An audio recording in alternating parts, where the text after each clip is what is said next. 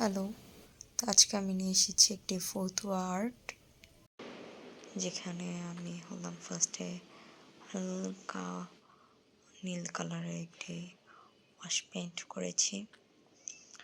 তারপরে এর উপরে লাল কৃষ্ণচূড়া ফুল আর্ট করছি। এই ফার্স্ট টাইম আমি কৃষ্ণচূড়া ফুল আর্ট করছি। তো এই ফুল কম বেশি সবাই আর্ট করতে পারে, বাট ফেব্রিকে বা ফতুয়াতে আমি ফার্স্ট টাইম ট্রাই করলাম। তো আপনারা যদি এই সুন্দর হ্যান্ড পেইন্ট ফতুয়া নিতে চান বা যেই কোনো হ্যান্ড পেইন্টের প্রোডাক্ট নিতে চান, তাহলে